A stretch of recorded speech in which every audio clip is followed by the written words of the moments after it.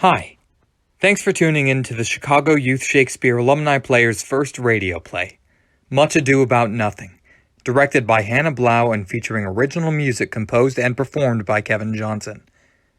If you don't know us already, it's nice to meet you.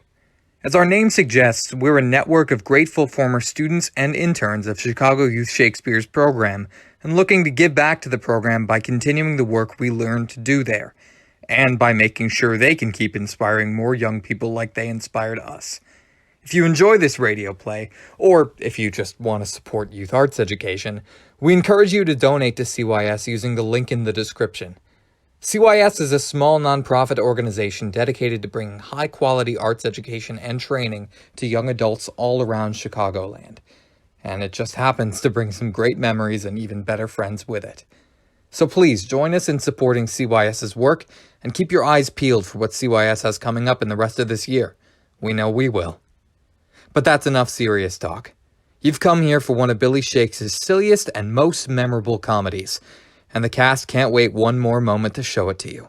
So thanks for coming by, and enjoy the show.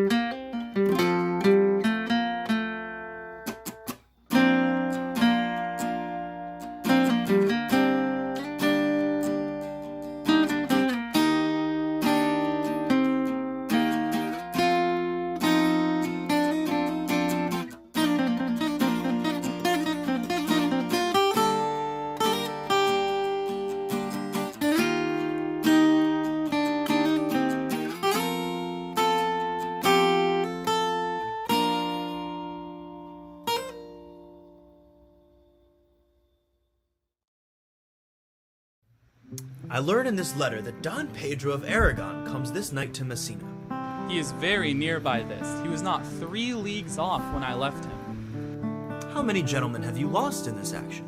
But few of any sort, and none of name. A victory is twice itself when the achiever brings home full numbers. I find here that Don Pedro hath bestowed much honor on a young Florentine called Claudio. Much deserved on his part, and equally remembered by Don Pedro. He hath borne himself beyond the promise of his age, doing in the figure of a lamb the feats of a lion. He hath indeed bettered expectation than you must expect of me to tell you how. I pray you, is Signor Mountanto returned from the wars or no? I know none of that name, lady. There was none such in the army of any sort. My cousin means Signor Benedick of Padua. Oh, he's returned, and as pleasant as ever he was. I pray you, how many hath he killed and eaten in these wars? But how many hath he killed? For indeed I promise to eat all of his killing. Faith, niece. You tax Signor Benedick too much. But he'll be meet with you. I doubt it not. He hath done good service, lady, in these wars, and a good soldier too, lady. And a good soldier to a lady. But what is he to a lord? A lord to a lord, a man to a man, stuffed with all honorable virtues. It is so indeed. He is no less than a stuffed man. But for the stuffing, well, we all are mortal. You must not, sir, mistake my niece. There is a kind of merry war betwixt Signor Benedick and her. They never meet, but there's a skirmish of wit between them. Alas, he gets nothing by that. In our last conflict, 4 of his 5 wits went halting off, and now is the whole man governed with 1. Who is his companion now? He hath every month a new sworn brother. Is it possible? Very easily possible. He wears his faith but as the fashion of his hat. It ever changes with the next block. I see, lady. The gentleman is not in your books. No! And he were, I would burn my study. But I pray you, who is his companion? Is there no young squarer now that will make a voyage with him to the devil? He is most in the company of the right noble Claudio. Oh, Lord! He will hang upon him like a disease. He is sooner caught than the pestilence, and the taker runs presently mad. Oh, God, help the noble Claudio if he hath caught the Benedick. It will cost him £1,000 ere he be cured. I will hold friends with you, lady. Oh, do, good friend. You will never run mad, niece. No, not till a hot January. Don Pedro is approached. Good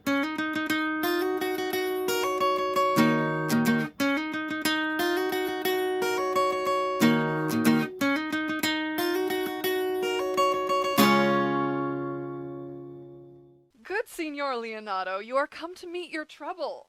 The fashion of the world is to avoid cost, and you encounter it. Never came trouble to my house in the likeness of your grace. For trouble being gone, comfort should remain. But when you depart from me, sorrow abides, and happiness takes his leave. You embrace your charge too willingly. I think this is your daughter. Her mother hath many times told me so. Were you in doubt, sir, that you asked her? Signor Benedick, no. For then were you a child. I wonder that you will still be talking, Senor Benedick. Nobody marks you. What, my dear Lady Disdain? Are you yet living? Is it possible Disdain should die, while she hath such meat food to feed it as Senor Benedick? Courtesy itself must convert to disdain if you come in her presence. Then is courtesy a turncoat? But it is certain that I am loved of all ladies, only you excepted. And I could find it in my heart that I had not a hard heart, for truly, I love none. A dear happiness to women. They would else have been troubled with a pernicious suitor. I thank God and my cold blood I am of your humor for that. I had rather hear my dog bark at a crow than a man swear he loves me. And God keep your ladyship still in that mind, so some gentleman or other shall escape a predestinate scratched face. Scratching could not make it worse, and 'twere such a face as yours were. Well, you're a rare parrot, teacher. A bird of my tongue is better than a beast of yours. I would my horse had the speed of your tongue, and so good a continuer. But keep your way. In God's name, I've done. You always end with a jade's trick. I know you of old. Signor Claudio and Signor Benedick, my dear friend Leonato hath invited you all. I tell him we shall stay here at least a month, and he heartily prays some occasion may detain us longer. I dare swear he is no hypocrite, but prays from his heart. If you swear, my lord, you shall not be forsworn. Let me bid you welcome, Don John. Being reconciled to the prince your brother, I owe you all duty. I thank you. I am not of many words, but I thank you. Please it your grace lead on. Your hand, Leonato. We will go together. Benedick, didst thou note the daughter of Signor Leonato? I noted her not, but I looked on her. Is she not a modest young lady? Do you question me, as an honest man should do, for my simple true judgment? Or would you have me speak after my custom as being a professed tyrant to their sex? No, I pray thee, speak in sober judgment. Okay. Only this commendation I can afford her, that were she other than she is, she were unhandsome. And being no other but as she is, I do not like her. Thou thinkest I am in sport. I pray thee tell me truly how thou likest her. Would you buy her that you would inquire after her? Can the world buy such a jewel? Oh, yea, and a case to put it into. In mine eyes she is the sweetest lady that ever I have looked on. Oh, I hope you have no intent to turn husband, have you? I should scarce trust myself, though I had sworn the contrary. If Hero would be my wife. Come to this? In faith, hath not the world one man, but he will wear his cap with suspicion? What secret hath held you here that you followed not to Leonato's? Oh, I would, your grace would constrain me to tell. I charge thee on thy allegiance. He's in love! Oh! With who? With Hero, Leonato's short daughter. Oh.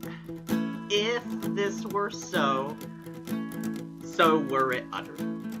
Amen, if you love her, for the lady is very well worthy. You speak this to fetch me in, my lord. By my troth, I speak my thought. And in faith, my lord, I spoke mine. And by my 2 faiths and troths, my lord, I spoke mine. That I love her, I feel. That she is worthy, I know. Oh, that I neither feel how she should be loved, nor know how she should be worthy, is the opinion that fire cannot melt out of me. I will die in it at the stake. Thou wast ever an obstinate heretic in the despite of beauty. And never could maintain his heart, but in the force of his will. Nah, that a woman conceived me, I thank her. That she brought me up, I likewise give her most humble thanks.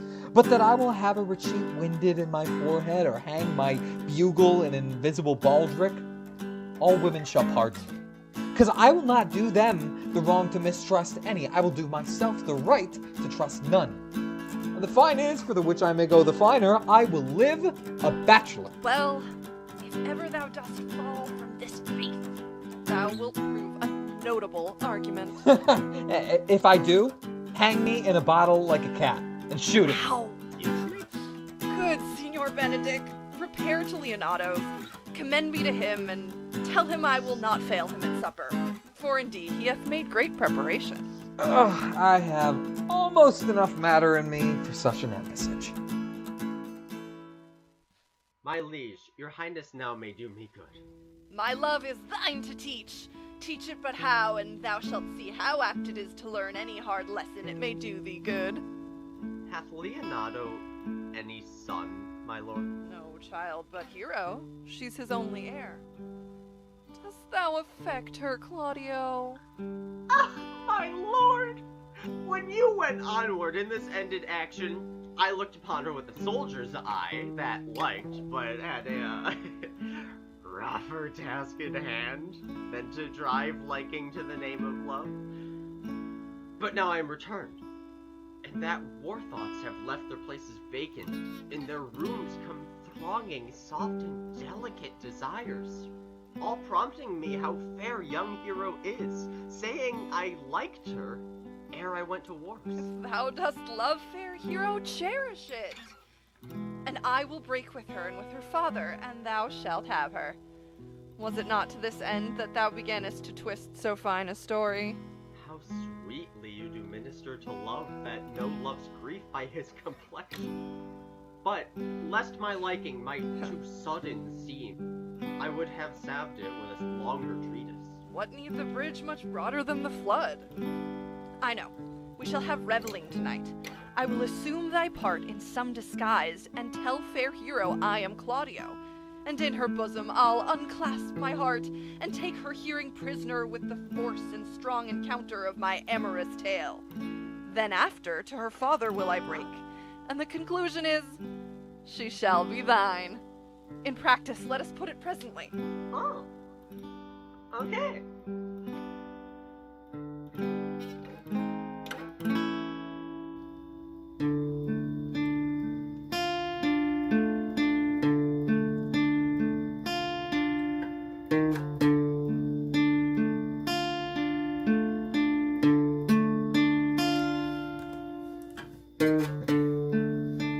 What the good year, my lord?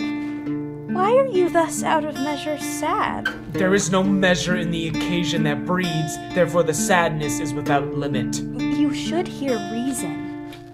And when I have heard it, what blessing brings it? If not a present remedy, at least a patient sufferance. I cannot hide what I am. I must be sad when I have cause, and smile at no man's jest. Eat when I have stomach, and wait for no man's leisure. Sleep when I am drowsy, and tend on no man's business. Laugh when I am merry, and claw no man in his humor. Yea, but you must not make the full show of this, till you may do it without controlment. You have of late stood out against your brother, and he has ta'en you newly into his grace, where it is impossible you should take true root, but by the fair weather that you make yourself. It is needful that you frame the season for your own harvest. I had rather be a canker in a hedge than a rose in his grace, and it better fits my blood to be disdained of all than to fashion a carriage to rob love from any. In this, though, I cannot be said to be a flattering, honest man. It must not be denied, but I am a plain-dealing villain. I am trusted with a muzzle and enfranchised with a clog. Therefore, I have decreed not to sing in my cage. If I had my mouth, I would bite. If I had my liberty, I would do my liking. In the meantime, let me be that I am, and seek not to alter me. Who comes here? What news, Borachio? I come yonder from a great supper. The prince your brother is royally entertained by Leonato, and I can give you intelligence of an intended marriage. Will it serve for any model to build mischief on? What is he for a fool that betroths himself to unquietness? Marry, it is your brother's right hand. Who? The most exquisite Claudio? Even he. A proper squire. And who? Which way looks he? Marry on Hero, the daughter and heir of Leonato. Come, let us thither. This may prove food to my displeasure. Let us to the great supper. Their cheer is the greater that I am subdued. Would the cook were of my mind! Shall we go prove what's to be done? We'll wait upon your lordship.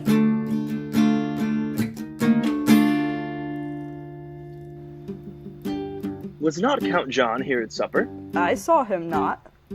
How tartly that gentleman looks. I never can see him, but I am heartburned an hour after. He is of a very melancholy disposition. He were an excellent man that were made just in the midway between him and Benedick. The one is too like an image and says nothing, and the other too like my lady's eldest son, evermore tattling. Why, my troth, niece, thou wilt never get thee a husband if thou be so shrewd of thy tongue. In faith, she's too cursed. Lord, I could not endure a husband with a beard on his face. I had rather lie in the woolen. You may light on a husband that hath no beard. What should I do with him? Dress him in my apparel, and make him my waiting gentlewoman. He that hath a beard is more than a youth, and he that hath no beard is less than a man, and he that is more than a youth is not for me, and he that is less than a man, I am not for him. Hero, I trust you will be ruled by your father. Oh, yes, faith, it is my cousin's duty to make curtsy and say, Father, as it please you. But yet for all that, cousin, let him be a handsome fellow, or else make another curtsy and say, Father, as it please me. Daughter, remember what I told you. If the prince do solicit you in that kind, you know your answer. The revelers are entering. Brother, make good room. Oh, lady, will you walk about with your friend? So you walk softly and look sweetly and say nothing. I am yours for the walk, and especially when I walk away. With me in your company? I may say so, when I please. Speak low, if you speak loud. Will you not tell me who told you so? No, you shall pardon me. Nor will you not tell me who you are? Not now. That I was disdainful, and that I had my good wit out of the 100 merry tales. Well, this was Senor Benedick that said so. What's he? I am sure you know him well enough. Not I, believe me. Why, he is the prince's jester, a very dull fool, only his gift in devising impossible slanders. None but libertines delight in him. And the commendation is not in his wit, but in his villainy. For he both pleases men and angers them, and then they laugh at him and beat him. We must follow the leaders. In every good thing. Nay, if they lead to any ill, I will leave them at the next turning. Are not you Signor Benedick? You know me well. I am he. Signor, you are very near my brother in his love.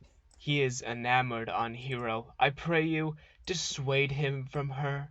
She is no equal for his birth. You may do the part of an honest man in it. How know you he loves her? I heard him swear his affection. So did I, too, and he swore he would marry her tonight. Come, let us to the banquet. Thus answer I in the name of Benedick, but hear these ill news with the ears of Claudio. 'Tis certain so, the prince woos for himself. Friendship is constant in all other things, save in the office and affairs of love. Count Claudio!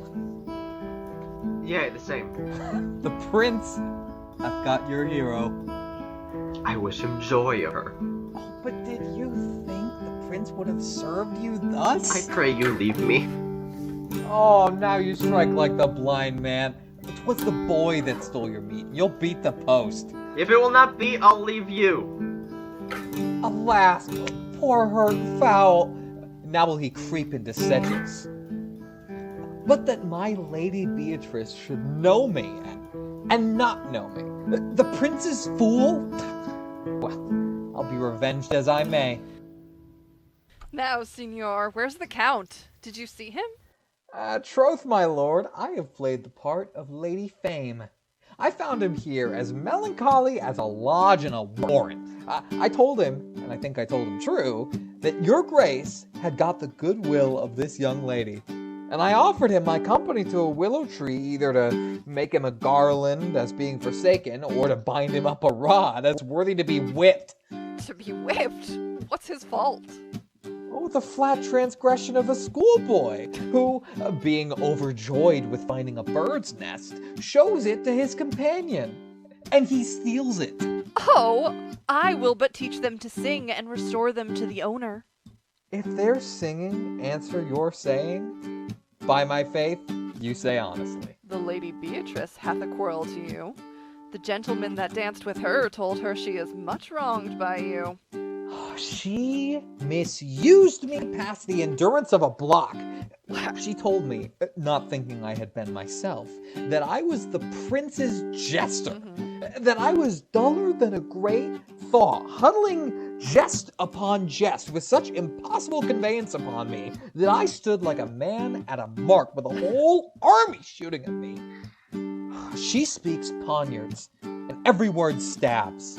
If her breath were as terrible as her terminations, there were no living near her. She would infect to the North Star. Look, here she comes. Will your grace commend me any service to the world's end? I will go on this slightest errand now to the antipodes that you can devise to send me on. You have no employment for me?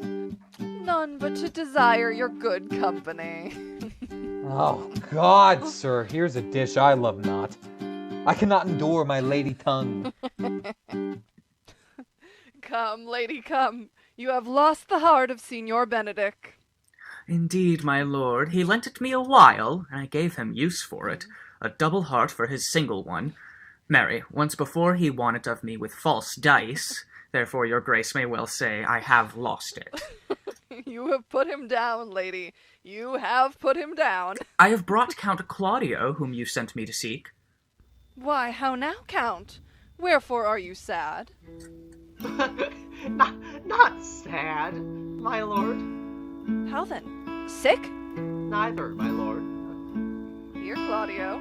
I have wooed in thy name, and the fair hero is won. Count, take of me my daughter, and with her my fortunes.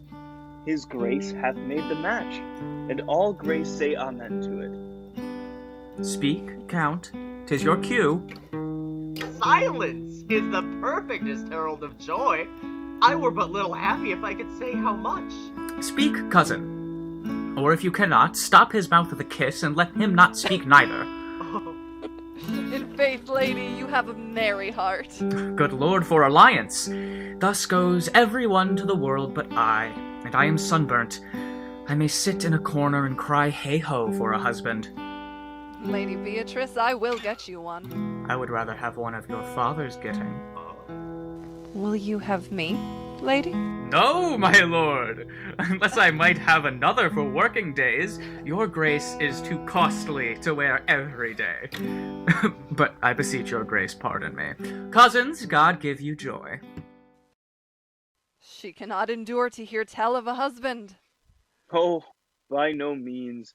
She mocks all her wooers out of suit. She were an excellent wife for Benedick. What? Oh, Lord! My lord, if they were but a week married, they would talk themselves mad. County Claudio, when mean you to go to church? Tomorrow, my lord! Time goes on crunches till love have all his rights. Not till Monday, my dear son, which is hence a just 7 night, and a time too brief, to have all things answer my mind. Come, you shake the head at so long a breathing, but I warn thee, Claudio, the time shall not go dully by us. I will in the interim undertake one of Hercules' labors, which is to bring Signor Benedick and the Lady Beatrice into a mountain of affection, the one with the other. My lord, I am for you, though it cost me 10 nights' watchings. And I, my lord. And you too, gentle hero? I will do any modest office, my lord, to help my cousin to a good husband. I will teach you how to humor your cousin, that she shall fall in love with Benedick. And I, with your 2 helps, will so practice on Benedick that, in despite of his quick wit and his queasy stomach, he shall fall in love with Beatrice. If we can do this, Cupid is no longer an archer. His glory shall be ours, for we are the only love gods. Go with me, and I will tell you my drift.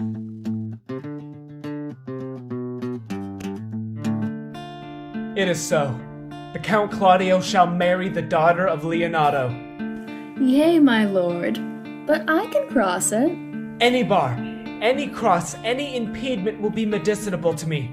I am sick in displeasure to him, and whatsoever comes athwart his affection ranges evenly with mine. How canst thou cross this marriage? I think I told your lordship a year since how much I am in favor of Margaret, the waiting gentlewoman to hero. I remember. I can, at any unseasonable instant of the night, appoint her to look out at her lady's chamber window. What life is in that to the death of this marriage? The poison of that lies in you to temper. Go you to the prince your brother. Spare not to tell him that he hath wronged his honor in marrying the renowned Claudio, whose estimation do you mightily hold up to a contaminated stale, such a one as hero. What proof shall I make of that? Proof enough to misuse the prince, to vex Claudio, to undo Hero, and kill Leonato. Look you for any other issue? Only to despite them, I will endeavor anything. Go then, find me a meet hour to draw Don Pedro and the Count Claudio alone. Tell them that you know that Hero loves me. They will scarcely believe this without trial. Offer them instances which shall bear no less likelihood than to see me at her chamber window, hear me call Margaret Hero, and bring them to see this the very night before the intended wedding.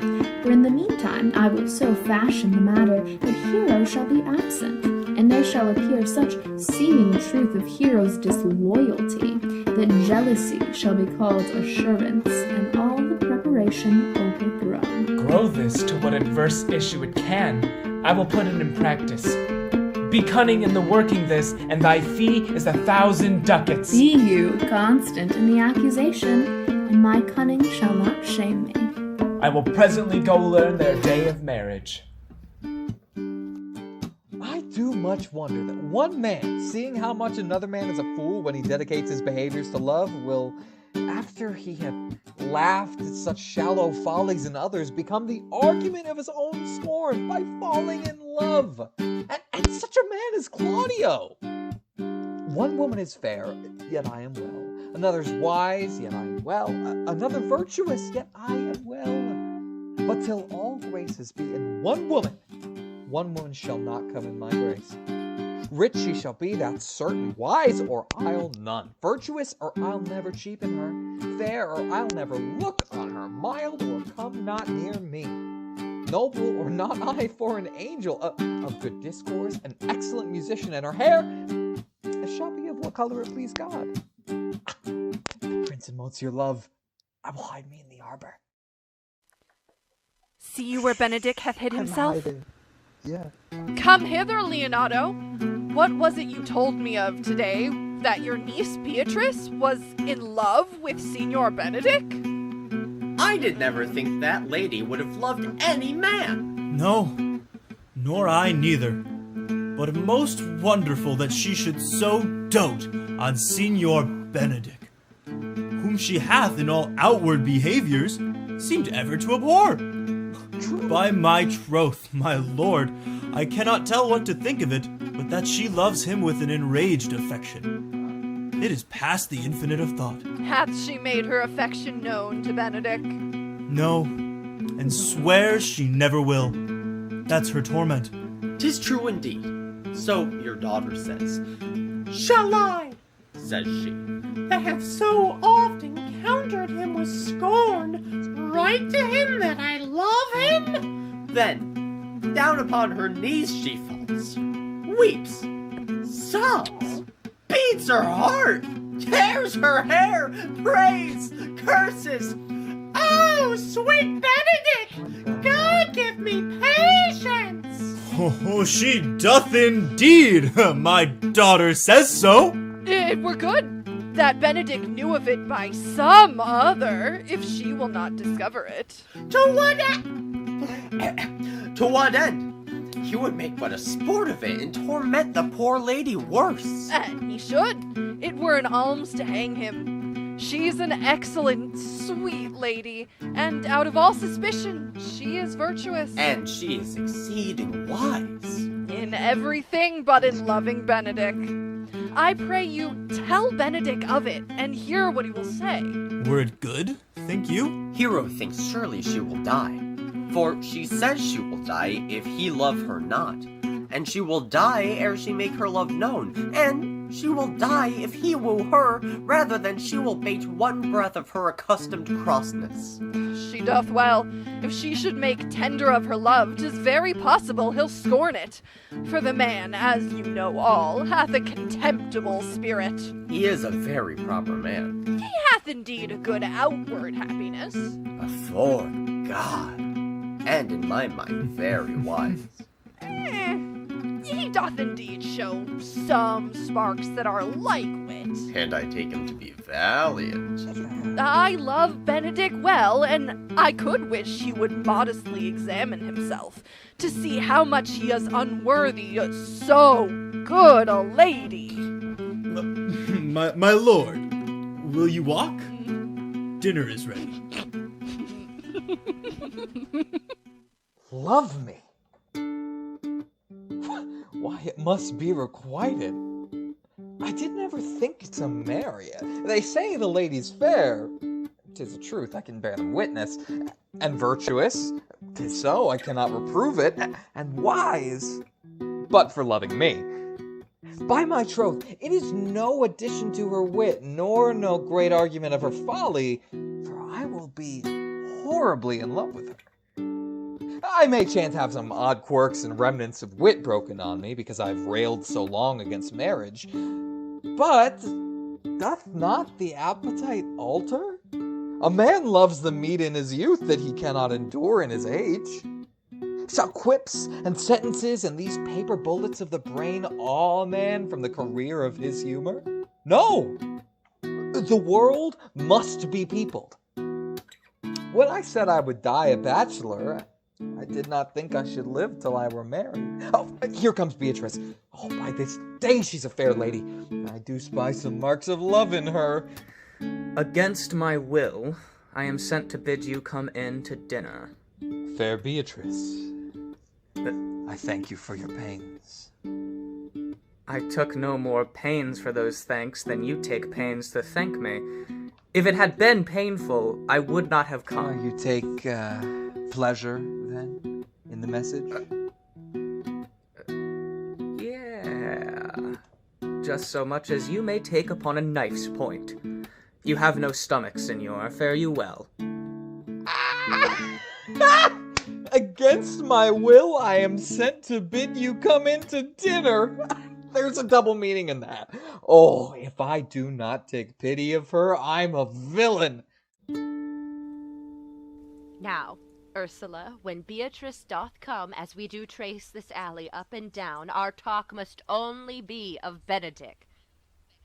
Now, begin, for look where Beatrice like a lapwing runs close by the ground to hear our conference. The pleasantest angling is to see the fish cut with her golden oars the silver stream and greedily devour the treacherous bait. So angle we for Beatrice, who even now is couched in the woodbine coverture. Fear you not my part of the dialogue. Then go we near her, that her ear lose nothing of the false sweet bait that we lay for it. No, truly, Ursula, she is too disdainful. I know her spirits are as coy and wild as haggards of the rock. But are you sure that Benedick loves Beatrice so entirely? So says the prince and my new betrothed lord. And did they bid you tell her of it, madam? They did entreat me to acquaint her of it, but I persuaded them, if they loved Benedick, to wish him wrestle with affection and never to let Beatrice know of it. Why did you so? Doth not the gentleman deserve as full as fortunate a bed as ever Beatrice shall couch upon? Ah, God of love! I know he doth deserve as much as may be yielded to a man, but nature never framed a woman's heart of prouder stuff than that of Beatrice. Disdain and scorn ride sparkling in her eyes, misprizing what they look on. Sure, I think so. And therefore certainly it were not good she knew his love, lest she make sport at it. Sure, such carping is not commendable. No, not to be so odd and from all fashions as Beatrice's cannot be commendable. But who dare to tell her so? If I should speak, she would mock me into air. Oh, she would laugh me out of myself, press me to death with wit. Therefore, let Benedick, like covered fire, consume away in sighs, waste inwardly. It were a better death than die with mocks. Oh, yet tell her of it. Hear what she will say. No. Rather, I will go to Benedick and counsel him to fight against his passion. And truly, I'll devise some honest slanders to stain my cousin with. One doth not know how much an ill word may empoison liking. Oh, do not do your cousin such a wrong. She cannot be so much without true judgment, having so swift and excellent a wit as she is prized to have, as to refuse so rare a gentleman as Signor Benedick. When are you married, madam? Why, every day tomorrow. Come, go in. I'll show thee some attires and have thy counsel which is the best to furnish me tomorrow. She's limed, I warrant you. We have caught her, madam. If it proves so, then loving goes by haps. Some Cupid kills with arrows, some with traps.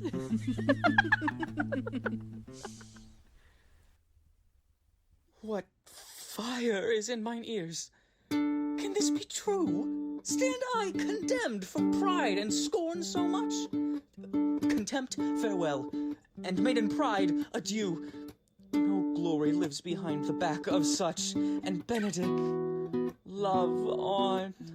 I will requite thee, taming my wild heart to thy loving hand. If thou dost love, my kindness shall incite thee to bind our loves up in a holy band, for others say thou dost deserve, and I believe it better than reportingly. I do but stay till your marriage be consummate, and then go I toward Aragon.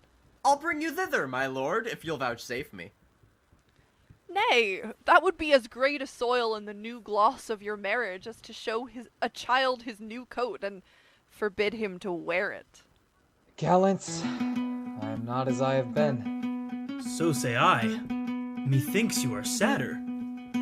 I hope he be in love. Hang him, truant. There's no true drop of blood in him to be truly touched with love. If he be sad, he wants money. I have toothache. Draw it. Hang it. You must hang it first, and draw it afterwards. What, sigh for the toothache? Where is but a humor or a worm? Well, everyone can master a grief but he that has it. Old Senor, walk aside with me.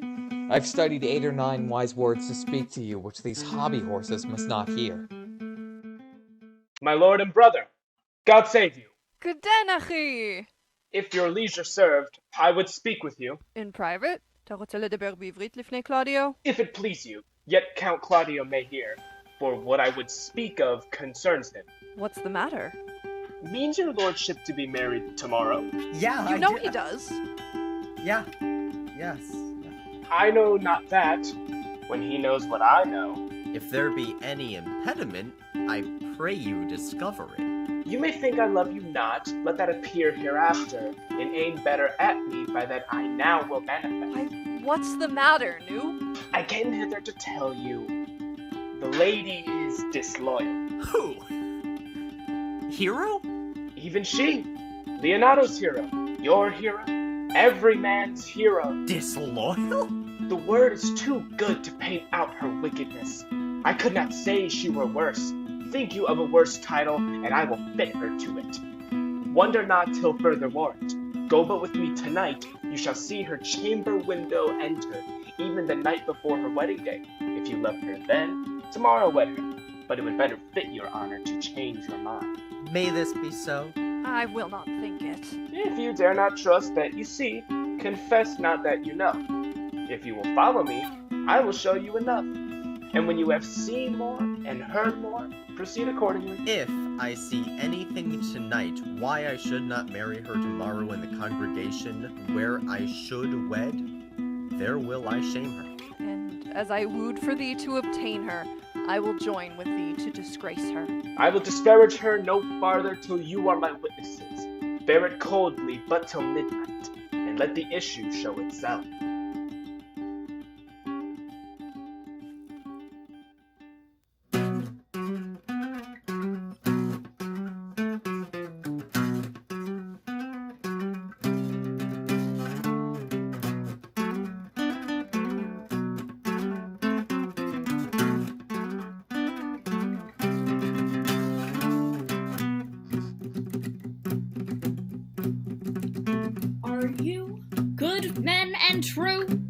Yea, or else it were pity, but they should suffer salvation, body and soul.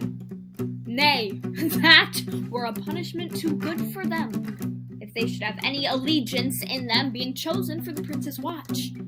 Well, give them their charge, neighbor Dogberry. You are thought here to be the most senseless and fit man for the constable of the watch. Therefore, bear you the lantern.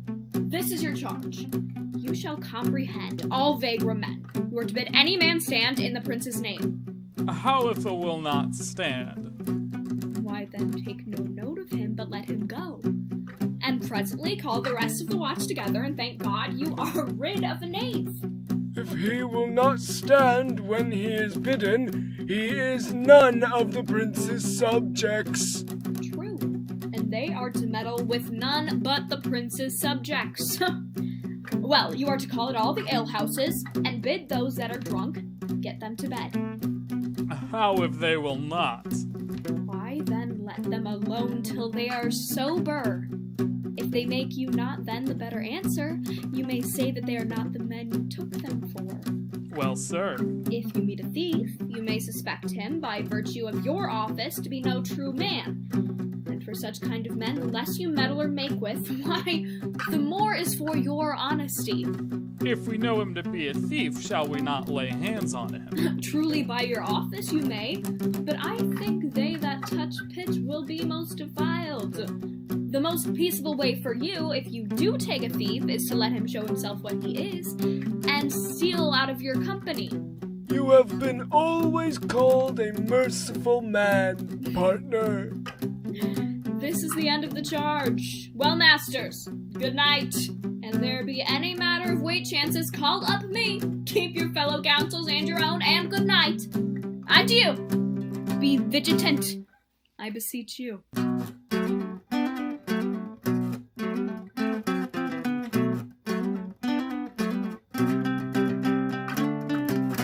Well, masters, we hear our charge. Let us go sit here upon the church bench till 2, and then all to bed. What? Conrad? Peace! Stir not. Conrad, I say. Here, man, I am at thy elbow. Stand thee close. Then under this penthouse for it drizzles rain, and I will, like a true drunkard, utter all to thee.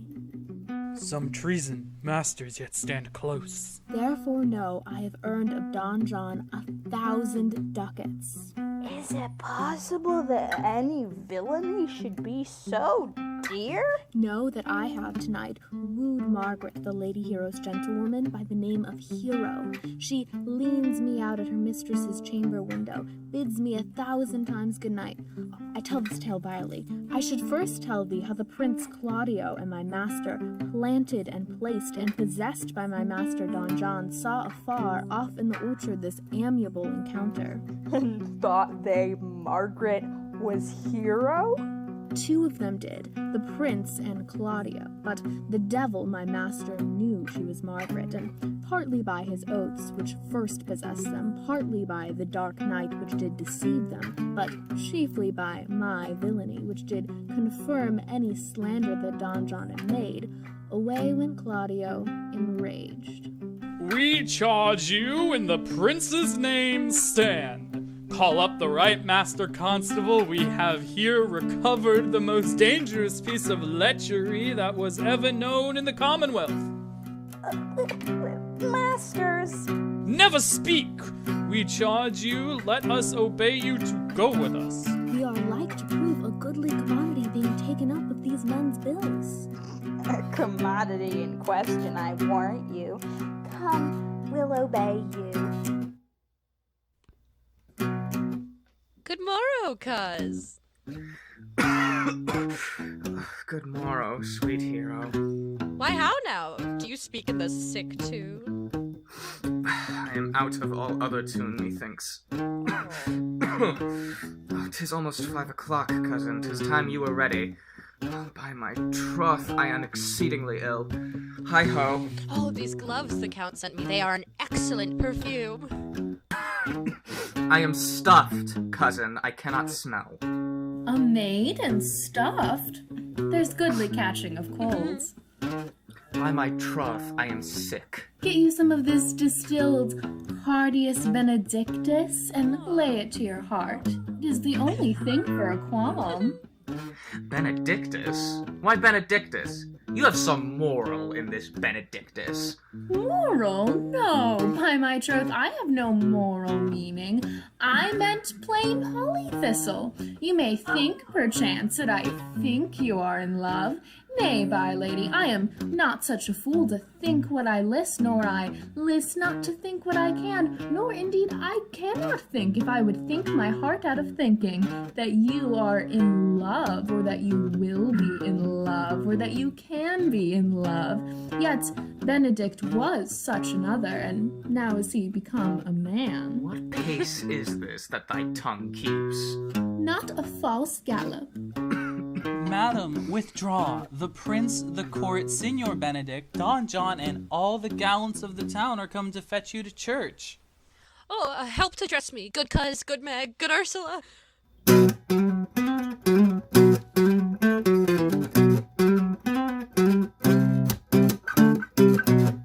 What would you with me, honest neighbor? Marry, sir, I would have some confidence with you that discerns you nearly. Brief, I pray you, for you see it is a busy time with me. Oh, marry, this it is, sir. Yes! In truth it is, sir. Goodman Burgess! Sir speaks a little off the manner. An old man, sir, and his wits are not as blunt as God help I would desire they were. I would fain know what you have to say. Marry, sir, our watch tonight, accepting your worship's presence, had taken a couple of as errant knaves as any in Messina. A good old man, sir, he will be talking, as they say when the age is in, the wit is out. God help us, it is a world to see. Well said. If faith neighbor verges, well, God's a good man. If two men ride of a horse, one must ride behind. And on his soul, if faith, sir, by my troth he is, as ever broke bread. God is to be worshipped. All men are not alike, alas, good neighbor. I must leave you. One word, sir. Our watch, sir, have indeed comprehended 2 auspicious persons, and we would have them this morning examined before your worship. Take their examination yourself, and bring it me. I am now in great haste, as it may appear unto you. Go, good partner, go, get you to Francis Segal. Bid him bring his pen and his inkhorn to the jail. We are now to examination these men. And we must do it wisely.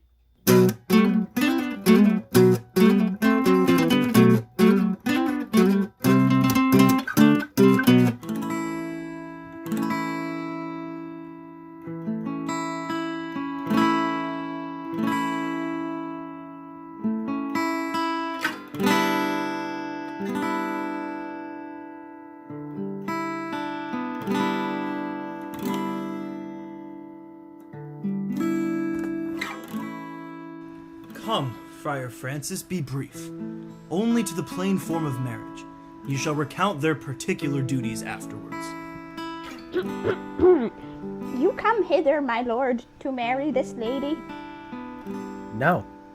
To be married to her. Friar, you come to marry her. Lady, you come hither to be married to this count? I do. If either of you know any inward impediment why you should not be conjoined, I charge you on your souls to utter it. Know you any, hero? None, my lord. Know you any, count? I dare make his answer. None. What men dare do, what men may do, what men daily do, not knowing what they do. Stand thee by, friar. Father, by your leave, will you with free and unconstrained soul give me this maid, your daughter? As freely, son, as God did give her me. And what have I to give you back, whose worth may counterpoise this rich and precious gift? Nothing, unless you render her again. Sweet prince, you learn me noble thankfulness. There, Leonato, take her back again. Give not this rotten orange to your friend. She's put the sign in semblance of her honor. Behold, how like a maid she blushes here. What authority and show of truth can cunning sin cover itself withal? Comes not that blood as modest evidence to witness simple virtue? Would not you swear, all you that see her here, that she were a maid by these exterior shows? She is none. She knows the heat of a luxurious bed. Her blush is guiltiness, not modesty. What do you mean, my lord? Not to be married, not to knit my soul to an approved wanton. Is my lord well, that he doth speak so wise? Sweet prince, why speak not you? What should I speak? I stand dishonored, that have gone about to link my dear friend to a common stale. Are these things spoken? Or do I but dream? Sir, they are spoken, and these things are true. Ooh, this looks not like a nuptial. Let me move one question to your daughter. By that fatherly and kindly power that you have in her, bid her answer truly. I charge thee do so, as thou art my child. What man was he talked with you yesternight out at your window betwixt 12 and 1? Now, if you are a maid, answer to this. I talked with no man at that hour, my lord. Why, then you are no maiden. Leonato, I am sorry you must hear. Upon mine honor, myself, my brother, and this grieved count did see her and hear her, at that hour last night talk with a ruffian at her chamber window, who hath indeed, most like a liberal villain, confessed the vile encounters they have had 1,000 times in secret. Pretty lady, I am sorry for thy much misgovernment. Hero. What a hero hadst thou been, if half thy outward graces had been placed about thy thoughts and counsels of thy heart. But fare thee well. Most foul, most fair. Farewell, thou pure in piety and impious purity. For thee I'll lock up all the gates of love, and on my eyelids shall conjecture hang, and turn all beauty into thoughts of harm, and never shall it be more gracious. Why, how now, cousin? Wherefore sink you down? Come, let us go. These things come thus to light. Smother her spirits up. How doth the lady? Dead, I think. Help, uncle! Hero, my hero, uncle! Senor Benedick, friar! Oh, fate, take not away thy heavy hand. Death is the fairest cover for her shame that may be wished for. How now, cousin hero? Have comfort, lady. Grieved I had but one. Chid I for that at frugal nature's frame. Oh, one too much by thee. Why had I one? But mine, and mine I loved, and mine I praised, and mine that I was proud on, mine so much that I myself was to myself not mine, valuing of her. She's fallen into a pit of ink that the wide sea hath drops too few to wash her clean again, and salt too little which may season give to her foul-tainted flesh. Oh, on my soul, my cousin is belied. Would the two princes lie, and Claudio lie, who loved her so, that, speaking of her foulness, washed it with tears? Hence from her, let her die. Hear me a little. For I have only been silent so long, and given way unto this course of fortune. Lady, what man is he you are accused of? They know that to accuse me, I know none. Prove you that any man with me conversed at hours unmeet, or that I yesternight maintained the change of words with any creature, refuse me, hate me, torture me to death. There is some strange misprision in the princes. Two of them have the very bent of honor. And if their wisdoms be misled in this, the practice of it lives in John the bastard. Pause a while, and let my counsel sway you in this case. Your daughter here, the princess left for dead. Let her a while be secretly kept in, and publish it that she is dead indeed. What shall become of this? What will this do? Mary, this well carried, shall on her behalf change slander to remorse. That is some good. She dying, as it must so be maintained, upon the instant that she was accused, shall be lamented, pitied, and excused of every hearer. So will it fare with Claudio. The supposition of this lady's death will quench the wonder of her infamy. Signor Leonato, let the friar advise you. Being that I flow in grief, the smallest twine may lead me. 'Tis well consented. Presently away. Come, lady, die to live.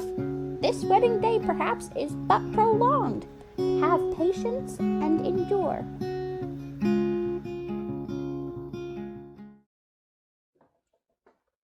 Lady Beatrice, have you wept all this while? Yea, and I will weep a while longer. Surely, I do believe your fair cousin is wronged. How much might the man deserve of me that would right her? Is there any way to show such friendship? A very even way, but no such friend.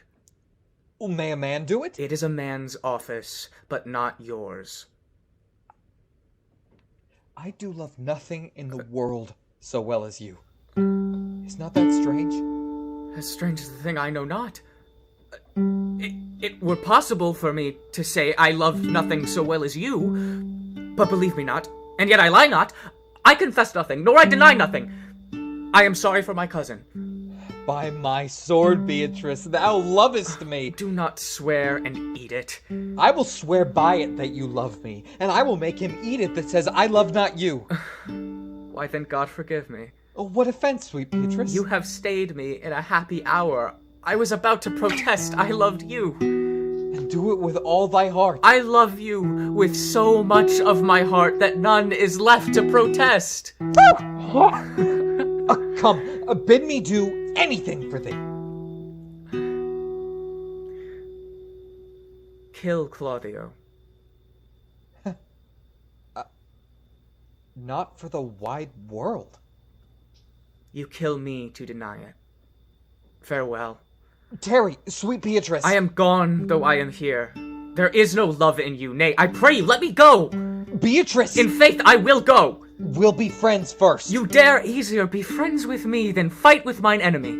Is Claudio thine enemy? Is he not approved in the height a villain, that hath slandered, scorned, dishonored my kinswoman? Oh God, that I were a man. I would eat his heart in the marketplace. Hear me, Beatrice. Talk with a man out at a window, a proper saying. Nay, but Beatrice! Sweet hero, she is wronged, she is slandered, she is undone. Beatrice! Princes and counties. Surely a princely testimony, a goodly Count Comfect. A sweet gallant, surely. Oh, that I were a man for his sake. Terry, good Beatrice, by this hand, I love thee. Use it for my love some other way than swearing by it. Think you in your soul the Count Claudio hath wronged hero? Yea, as sure as I have a thought or a soul. Enough. I'm engaged. I will challenge him. I will kiss your hand, and so I leave you. By this hand, Claudio shall render me a dear account. As you hear of me, so think of me. Go, comfort your cousin. I must say she's dead. And so farewell.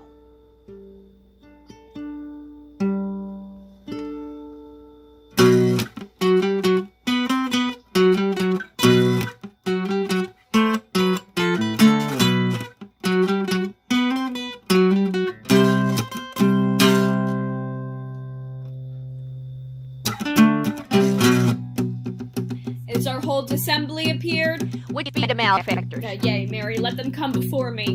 What is your name, friend? Borachio. Pray, write down Borachio. Yours, Siah? I am a gentleman, sir, and my name is Conrad. Write down Master Gentleman Conrad. Right, Masters, it is proven already that you are little better than false knaves, and it will go near to be thought so shortly. How answer you for yourselves? Marry, sir, we say we are none. Oh, a marvelous witty fellow, I assure you. But I will go about with him. Come you hither, Siah, a word in your ear. Sir, I say to you, it is thought you are false knaves. Sir, I say to you, we are none. Well, stand aside. For God, they are both in tale. Have you written down that they are none? Master Constable, go not the way to examine. You must call forth the wise that are their accusers. Yea, Mary, that's the eftest way.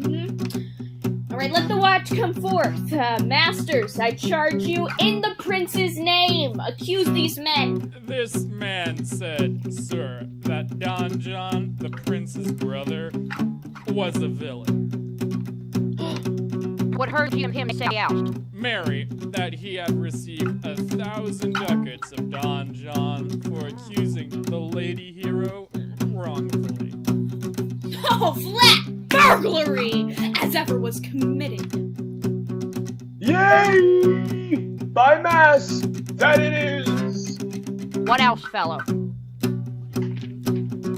Count Claudio did mean upon his words to disgrace hero before the whole assembly and not marry her. Oh, villain! That will be condemned into everlasting redemption for this. What else? This is all. And this is more, masters, than you can deny. John is this morning secretly stolen away. Hero was in this manner accused, and in this very manner refused, and upon the grief of this suddenly died. Master Constable, let these be bound and brought to Leonato's. I will go before and show him their examination. Come, let them be opinioned. Let them be in the hands of... Off, coxcomb! God's my life, where's the Sexton? Let him write down the prince's officers, coxcomb. Come, bind them. Thou naughty varlet! Away! You are an ass! You are an ass! Does thou not suspect my place? Does thou not suspect my ears? Oh, that he were to write me down an ass! But masters, remember that I'm an ass. Though it be not written down, yet forget not that I'm an ass. No, thou villain, thou art full of piety, as shall be proved upon thee by good witness. I'm a wise fellow, and which is more, an officer, and which is more, a householder, and which is more, as pretty a piece of flesh as any is in Messina, and one that knows the law, go to, and a rich fellow enough, go to, and a fellow that has had losses, and one that hath 2 gowns and everything handsome about him. Bring him away. Oh, that I had been rid down an ass!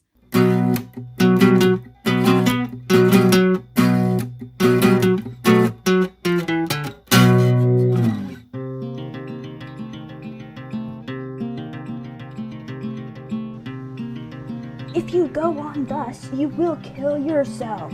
And 'tis not wisdom thus to second grief against yourself. I pray thee, cease thy counsel. Bring me a father that so loved his child, whose joy of her is overwhelmed like mine, and bid him speak of patience. But there is no such man. For, brother, men can counsel and speak comfort to that grief which they themselves not feel. But tasting it, their counsel turns to passion, which before would give preceptual medicine to rage, fetter strong madness in a silken thread, charm ache with air and agony with words. Yet bend not all the harm upon yourself. Make those that do offend you suffer too. There thou speakest reason. Nay, I will do so. Here comes the prince and Claudio hastily. Good den, good den. Good day to both of you. Hear you, my lords. We have some haste, Leonato. Some haste, my lord. Will fare you well, my lord. Are you so hasty now? Well, all is one. Nay, do not quarrel with us, good old man. If he could right himself with quarreling, some of us would lie low. Who wrongs him? Mary! Thou dost wrong me, thou dissembler. Thou, I say thou hast belied mine innocent child. Thy slander hath gone through and through her heart, and she lies buried with her ancestors. Oh, in a tomb where never scandal slept, save this of hers, framed by thy villainy. My villainy? Thine, Claudio, thine I say. You say not right, old man. My lord, I'll prove it on his body, if he dare. Away! I will not have to do with you. Canst thou so daff me?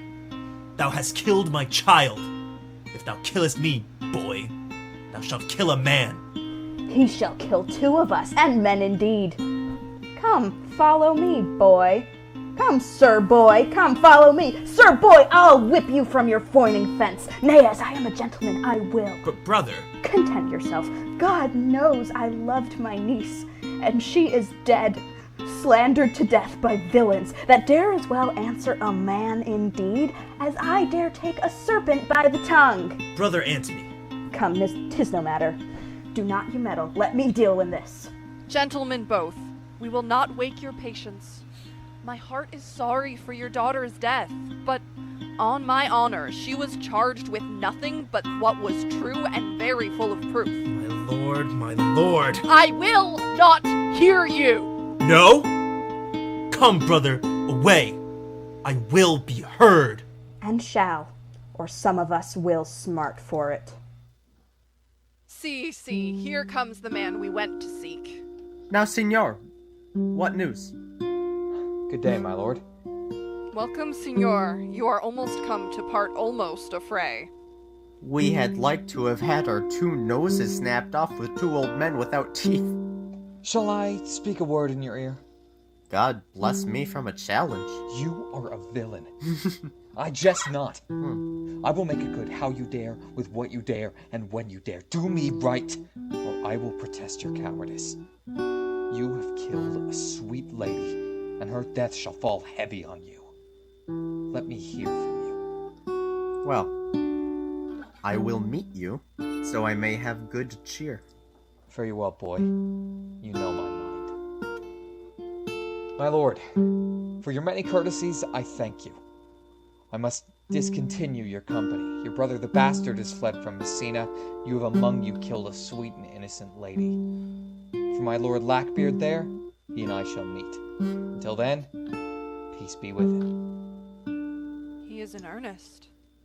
In most profound earnest. And I'll warrant you for the love of Beatrice. And hath challenged thee. Most sincerely. But soft you, let me be. Pluck up my heart and be sad. Did he not say my brother was fled?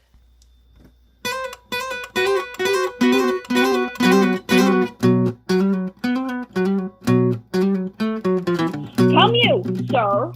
If justice cannot tame you, she shall ne'er weigh more reasons in her balance. How now? 2 of my brother's men bound. Borachio 1. Officers, what offense have these men done? Marry, sir, they have committed false report. Moreover, they have spoken untruth. Secondarily, they are slanderers. 6th, and lastly, they have belied a lady. Thirdly, they have verified unjust things. And to conclude, they are lying. Knaves. Firstly, I ask thee what they have done. Thirdly, I ask thee what's their offense. 6th, and lastly, why they are committed, and, to conclude, what you lay to their charge. Who have you offended, masters, that you are thus bound to your answer? This learned constable is too cunning to be understood. What's your offense? Sweet prince, let me go no farther to mine answer, do you hear me, and let this count kill me. I have deceived even your very eyes, what your wisdom could not discover these shallow fools have brought to light, who in the night overheard me confessing to this man how Don John your brother incensed me to slander the lady Hero, how you were brought into the orchard and saw me court Margaret in Hero's garments, how you disgraced her when you should marry her. My villainy they have upon record, which I'd had rather seal with my death than repeat over to my shame. The lady is dead upon mine and my master's false accusation, and briefly I desire nothing but the reward of a villain. Runs not this speech like iron through your blood? I have drunk poison while he's uttered it.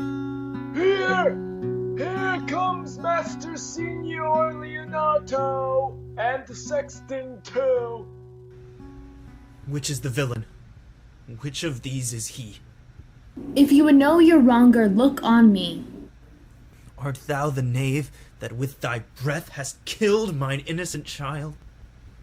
Yea, even I alone. No, not so, villain. Thou beliest thyself. Here stand a pair of honorable men. A third is fled that had a hand in it. I thank you, princes, for my daughter's death. I know not how to pray your patience, yet I must speak. Choose your revenge yourself. Impose me to what penance your invention can lay upon my sin. Yet sinned I not, but in mistaking. By my soul, nor I. And yet, to satisfy this good old man, I would bend under any heavy weight that he'll enjoin me to. I cannot bid you bid my daughter live. That were impossible. But I pray you both possess the people in Messina hear how innocent she died. Tomorrow morning come you to my house. Since you could not be my son-in-law, be yet my nephew. My brother hath a daughter, and she alone is heir to both of us. Give her the right you should have given her cousin, and so dies my revenge. Noble sir, your overkindness doth wring tears from me. I do embrace your offer, and dispose for henceforth of poor Claudio. Tomorrow then I will expect your coming. Tonight I take my leave. This naughty man shall face to face be brought to Margaret, who I believe was packed in all this wrong, hired to it by your brother. No, by my soul she was not, nor knew not what she did when she spoke to me, but always hath been just and virtuous in anything that I do know by her. Moreover, sir, which indeed is not under white and black, this plaintiff here, the offender, who did call me ass?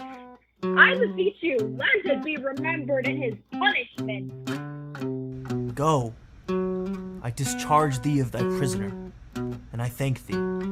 I leave an errant knave with your worship, which I beseech your worship to correct yourself for the example of others. God keep your worship. I wish your worship well. Okay. Come, neighbor. Sweet Beatrice, wouldst thou come when I called thee? Yea, senor, and depart when you bid me. Oh, stay but till then. Then is spoken. Fare you well now. And yet, ere I go, let me go with that I can, which is with knowing what hath passed between you and Claudio. Only foul words, and thereupon I will kiss thee. Foul words is but foul wind, and foul wind is but foul breath, and foul breath is noisome. Therefore I will depart unkissed. But I must tell thee plainly, Claudio undergoes my challenge, and either I must shortly hear from him, or I will subscribe him a coward.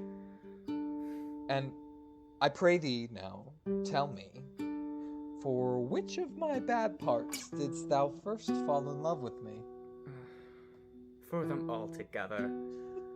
But for which of my good parts did you first suffer love for me? Suffer love, a good epithet. I do suffer love indeed, for I love thee against my will. In spite of your heart, I think. Alas, poor heart! If you spite it for my sake, I will spite it for yours, for I will never love that which my friend hates.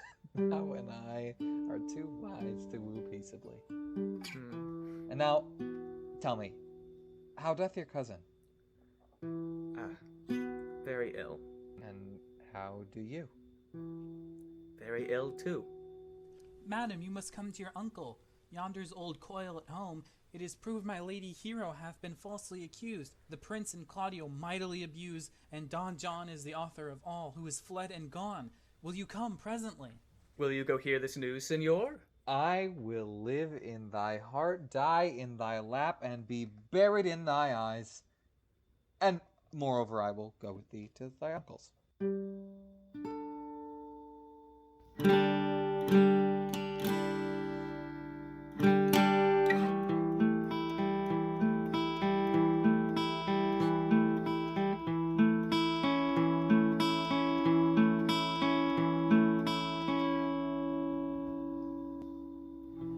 Well, daughter, and you gentlewomen all, withdraw into a chamber by yourselves, and when I send for you, come hither masked. Friar, I must entreat your pains, I think. To do what, senor? To bind me, or undo me. One of them. Good morrow to this fair assembly. Good morrow, Prince. Good morrow, Claudio. We here attend you. Are you yet determined today to marry with my brother's daughter? I'll hold my mind. Call her forth, brother. Here's the friar ready. Which is the lady I must seize upon? The same as she, and I do give you her. Why then? She's mine. Sweet, let me see your face. Oh no, that you shall not, till you take her hand before this friar and swear to marry her. Give me your hand. before this holy friar, I am your husband, if you like of me. And when I lived, I was your other wife. And when you loved, you were my other husband. Another hero? Nothing certainer. One hero died, defiled, but I do live, and surely as I live, I am a maid. The former hero! Hero that is dead! She died, my lord, but whilst her slander lived. All this amazement can I qualify, when after that the holy rites are ended, I'll tell you largely of fair hero's death. Meantime, let wonders seem familiar, and to the chapel let us presently. Soft and fair, friar. Which is Beatrice? I answer to that name. What is your will? Do not you love me? Why, no. No more than reason. Oh, why then your uncle and the prince and Claudio have been deceived. They swore you did. Do not you love me? Oh, troth, no. No more than reason. Why then my cousin Margaret and Ursula are much deceived, for they did swear you did. But they swore that you were almost sick for me. Well, they swore that you were well nigh dead for me. 'Tis no such matter. Then you do not love me? No, truly, but in friendly recompense. Come, cousin, I am sure you love the gentleman. And I'll be sworn upon it that he loves her. For here's a paper written in his hand, a halting sonnet of his own pure brain, fashioned to Beatrice. And here's another, written my cousin's hand, stolen from her pocket, containing her affection unto Benedick. A miracle! Here's our own hands against our hearts. Come, I will have thee. But by this light I take thee for pity. I would not deny you, but by this good day I yield upon great persuasion, and partly to save your life, for I was told you were in a consumption. Peace! I will stop your mouth. Come, we're friends. Let's have a dance ere we are married, that we may lighten our own hearts and our wives' heels. We'll have dancing afterward. First of my word, therefore play music. My lord, your brother John is ta'en in flight, and brought with armed men back to Messina. I think not on him till tomorrow. I'll devise thee brave punishments for him. Strike up, pipers!